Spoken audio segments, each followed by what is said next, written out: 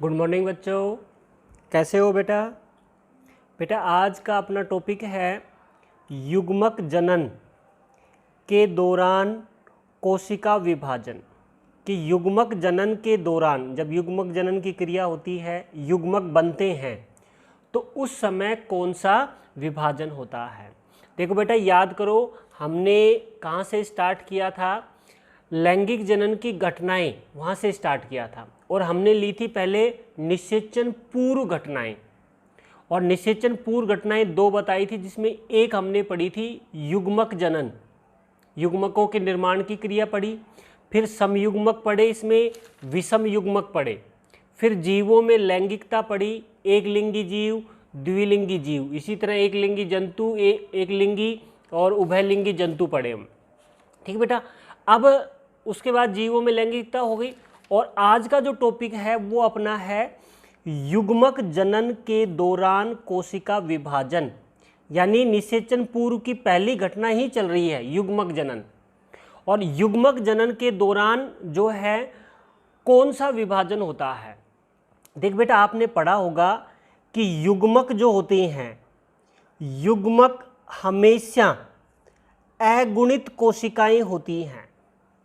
युग्मक जनन के दौरान जो युग्मक बनेगा वो युग्मक कौन सी कोशिकाएं हैं बेटा, अगुणित कोशिकाएं होती हैं।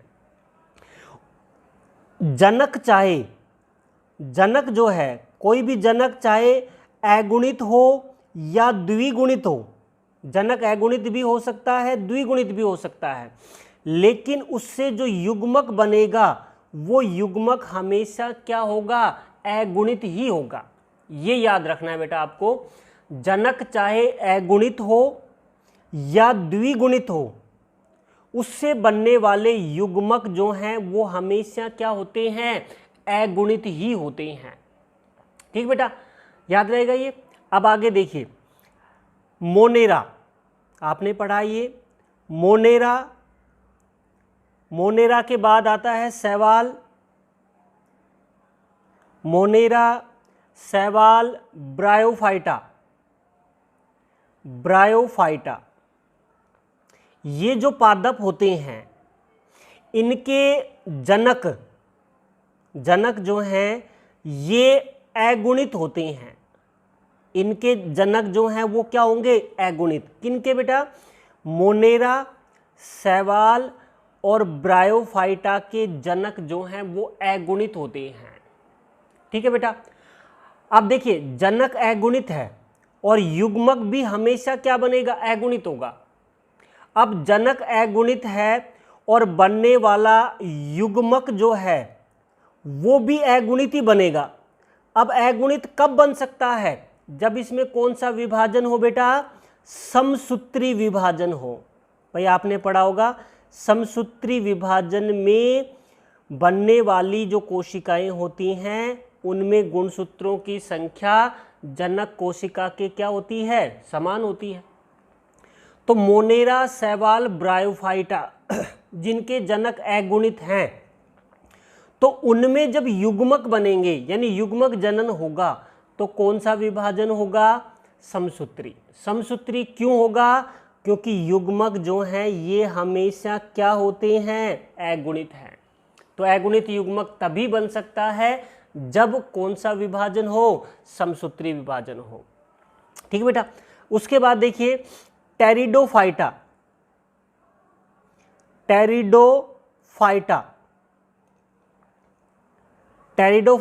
उसके बाद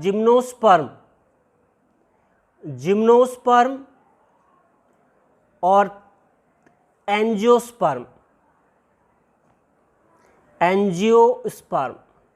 देखिए बेटा, ये पादप जो हैं इनके जनक जो होते हैं ये द्विगुणित अवस्था में होते हैं। मोनेरा, शैवाल, ब्रायोफाइटा के जनक अगुणित, जबकि टेरिडोफाइटा, जिम्नोस्पर्म और एंजियोस्पर्म के जनक जो हैं ये द्विगुणित होते हैं। अब द्विगुणित है और युग्मक आपने पढ़ा था ये हमेशा क्या होगा, अगुणित होगा। तो इनके बीच में कौन सा विभाजन होगा, भाई जनक द्विगुणित है, इससे बनने वाला युग्मक अगुणित है, तो कौन सा विभाजन होगा बेटा? अर्धसूत्री विभाजन, अर्धसूत्री विभाजन होगा। तो टेरिडोफाइटा, जिम्नोस्पर्म और एंजियोस्पर्म के जो पादप हैं उनमें युग्मक जनन के दौरान कौन सा विभाजन? अर्धसूत्री विभाजन। मोनेरा, शैवाल, ब्रायोफाइटा में युग्मक बनते समय कौन सा विभाजन? समसूत्री विभाजन होता है। ठीक बेटा, ये याद रहेगा। तो आपको सिर्फ एक चीज याद रखनी है कि जनक चाहे अगुणित हो या द्विगुणित हो, उससे बनने वाले युग्मक हमेशा क्या होंगे? अगुणित होंगे।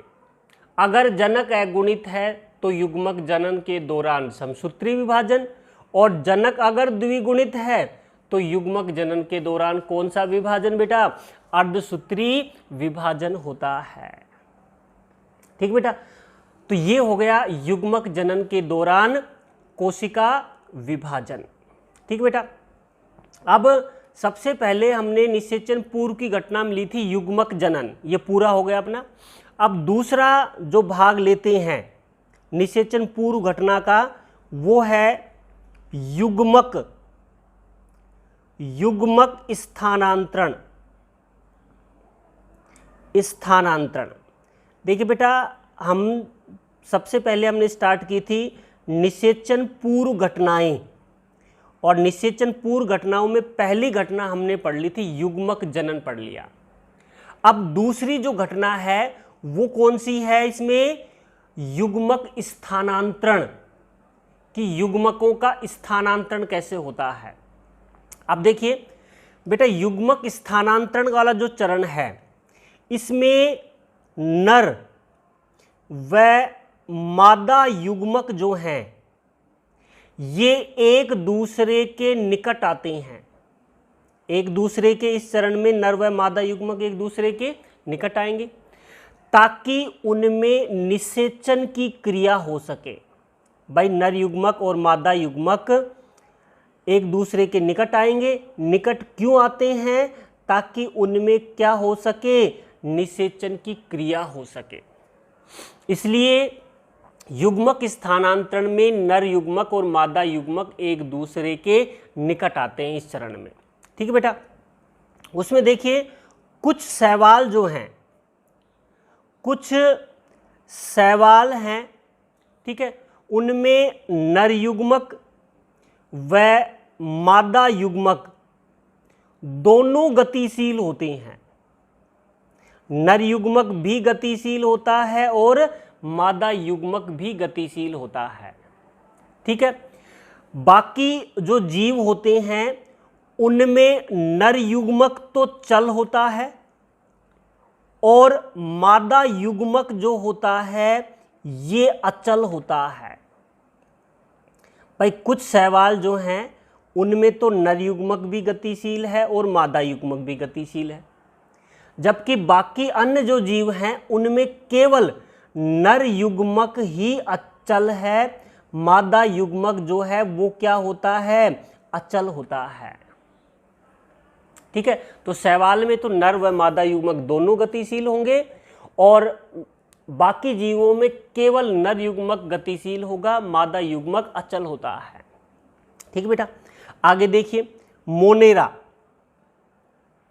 मोनेरा शैवाल, मोनेरा शैवाल है, ब्रायोफाइटा है, ब्रायोफाइटा है और टेरिडोफाइटा, टेरिडोफाइटा।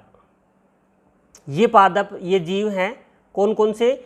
मोनेरा, शैवाल, ब्रायोफाइटा, टेरिडोफाइटा। ये जीव जो हैं इनमें नर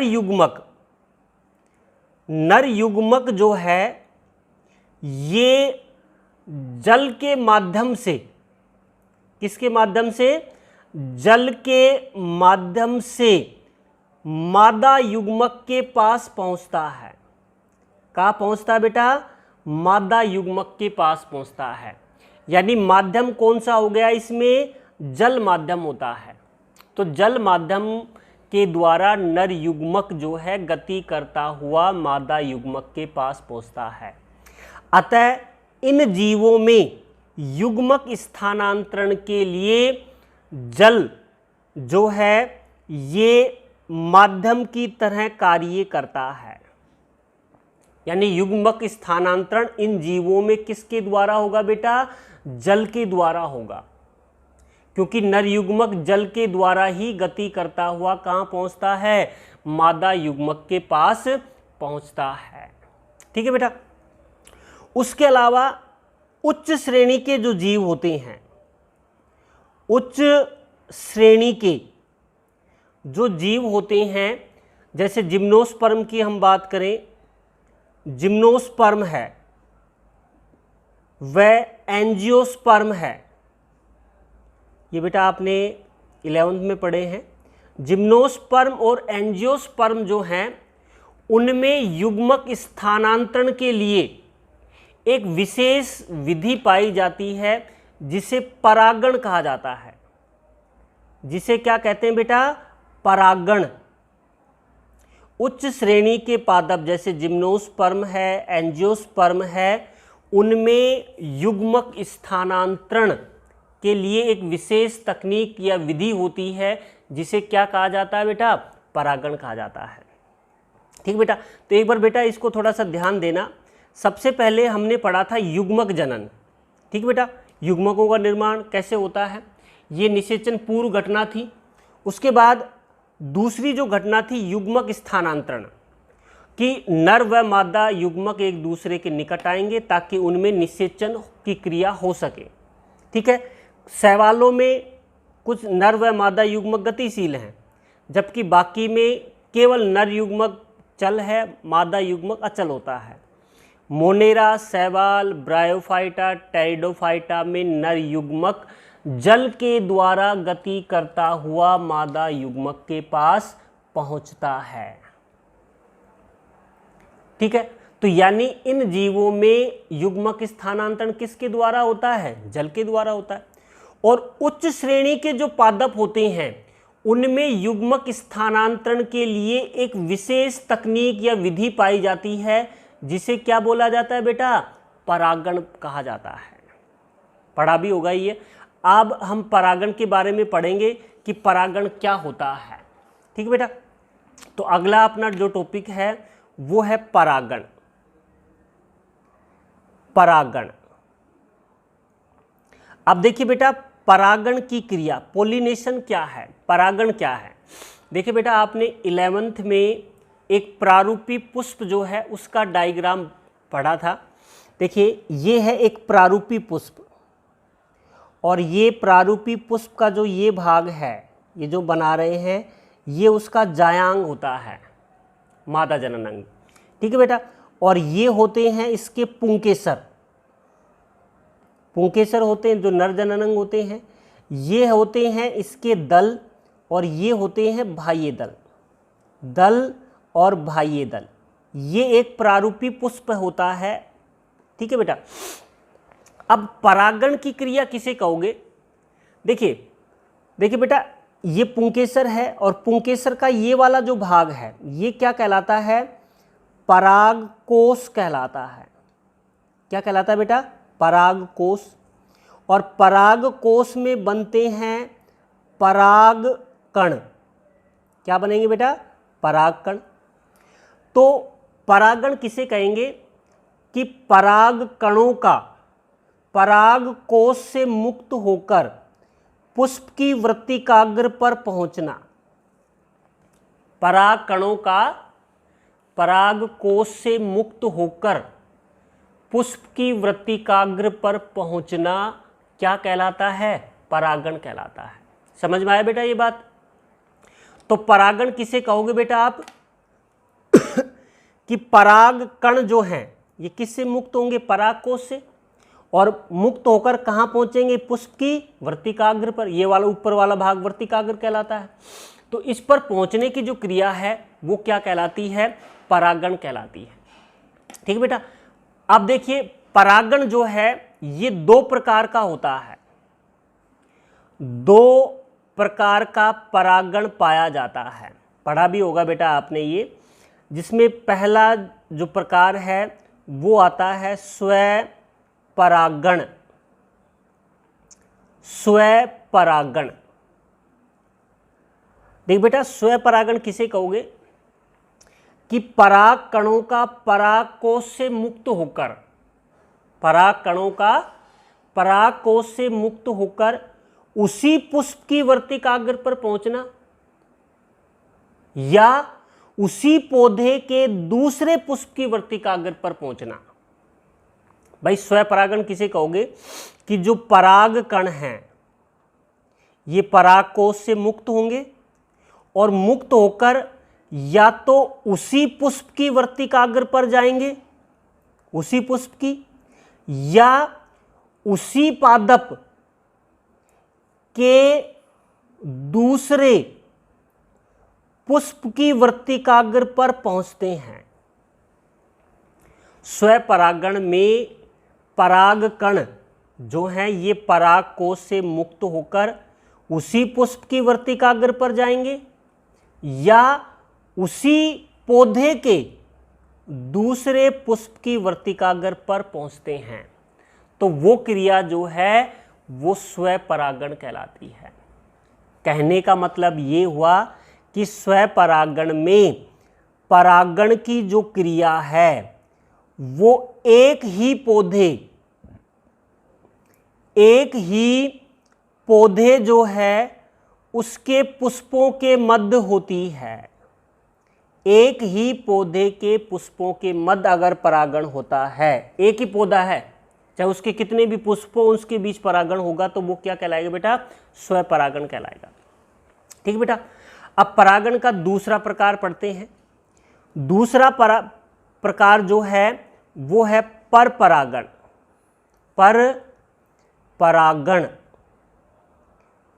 परपरागण देख बेटा परपरागण क्या है कि अब देखिए स्वपरागण में परागकण कहाँ जा रहा है, उसी पुष्प के वर्तिकाग्र पर या उसी पौधे के दूसरे पुष्प की वर्तिकाग्र पर जा रहा है, तो वो स्वपरागण है। परपरागण में क्या होता है कि एक ही जाति के दो पौधे हैं, एक ही जाति के दो पौधे, ये इसका पुष्प है और ये इसका पुष्प है, तो परागकण पराग कोश से मुक्त होकर उसी जाति के दूसरे पौधे के पुष्प की वर्तिकाग्र पर पहुंचता है। इसमें परागकण क्या है, परागकण जो है ये पराग कोश से मुक्त होकर उसी जाति के दूसरे पौधे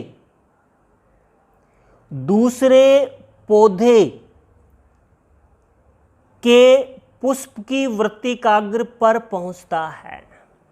अब देखिए बेटा यहां पर एक चीज आई है, उसी जाति के पौधे, कहने का मतलब गुलाब का परागकण एक पौधे से मुक्त होकर दूसरे गुलाब के पौधे पर पहुंचता है तभी परागकण माना जाएगा। ऐसा नहीं है कि गुलाब का परागकण भाई मुक्त हुआ और वो गुड़हल के पुष्प की वर्तिकाग्र पर चला जाए तो उसे आप परपरागण नहीं कहोगे। वो हमेशा कौन सी जाति, उसी जाति के पौधे की पुष्प की वर्तिकाग्र पर जाएगा तभी उसे परपरागण कहा जाता है। तो कहने का मतलब परपरागण उसी जाति के दो अलग अलग जो पौधे हैं उनके पुष्पों के बीच परागण होता है। भाई एक ही पौधे के बीच परागण होगा तो स्वपरागण, और एक ही जाति के अलग अलग पौधों के बीच परागण होता है तो वो क्या कहलाएगा, परपरागण कहलाता है। ठीक है बेटा, तो ये हो गया स्वपरागण और परपरागण। ठीक बेटा, अब देखिए बेटा परपरागित पुष्प जो होते हैं, जैसे हम बात करें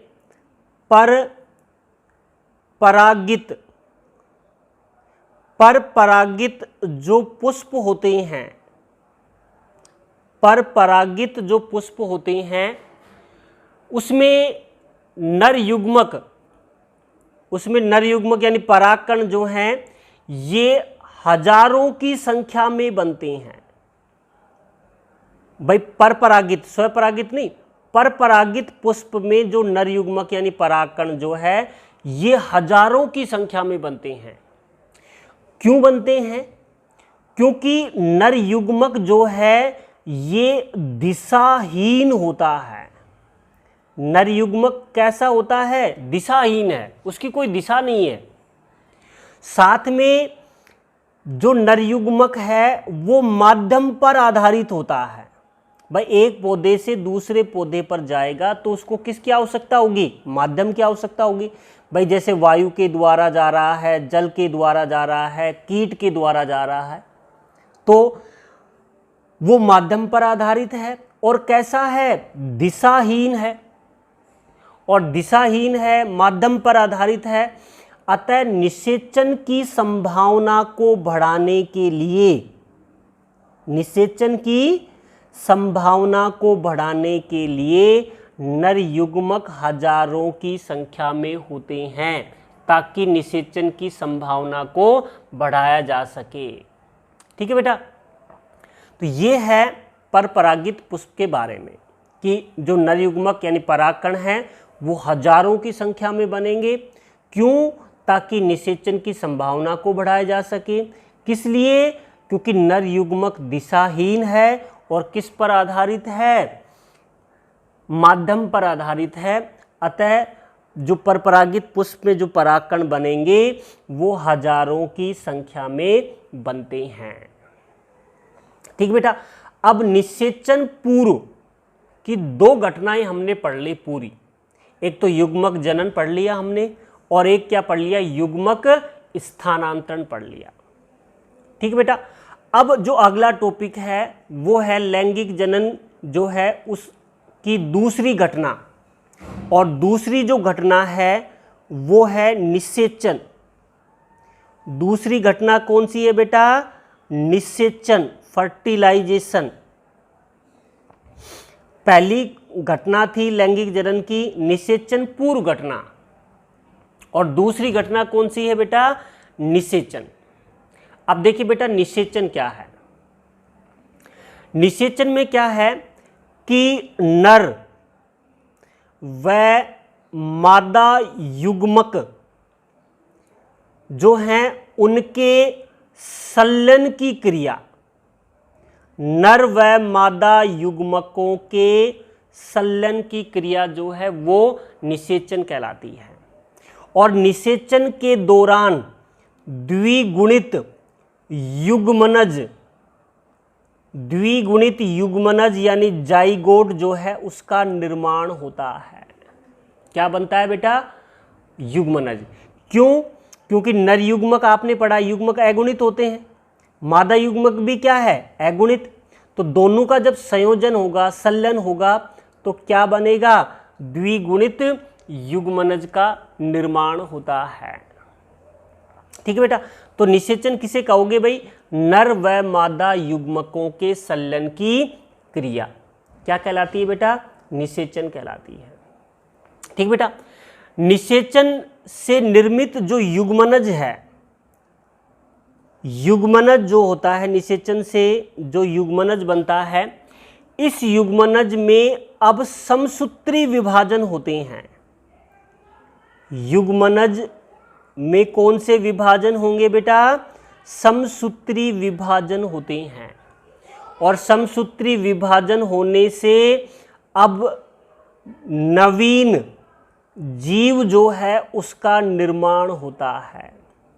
क्या बनेगा बेटा? नए जीव जो है उसका निर्माण होगा। युग्मनज में कौन से विभाजन बेटा? समसूत्री विभाजन। आपको एक बात याद रखनी है कि अर्धसूत्री विभाजन केवल कहाँ होता है? युग्मक जनन के दौरान ही होता है।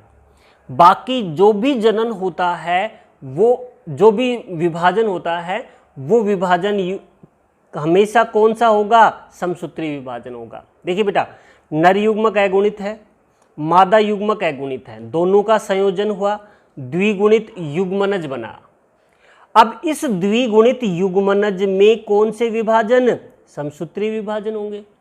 और समसूत्री विभाजन होने से नए जीव का क्या होगा, निर्माण होगा।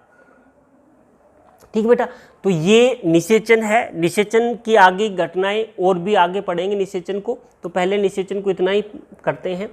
एक बार मैं थोड़ा सा रिपीट करता हूँ बेटा, थोड़ा ध्यान देना। सबसे पहले हमने स्टार्ट किया था लैंगिक जनन की घटनाएं।